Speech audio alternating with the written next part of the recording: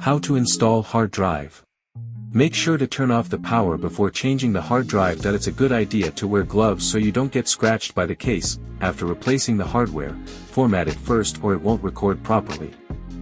Use a Phillips screwdriver to remove the 5 screws on the sides and back, then take off the recorder cover.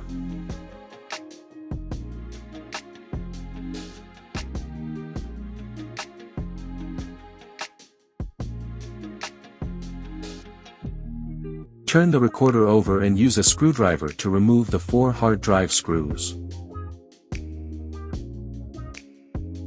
Unplug the hard drive's power and data cables, then connect them to the new hard drive.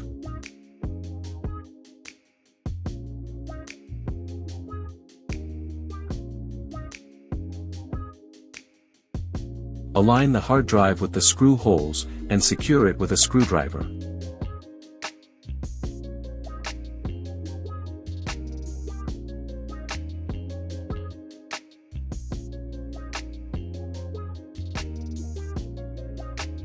Close the cover, and tighten the 5 screws to finish the hard drive installation.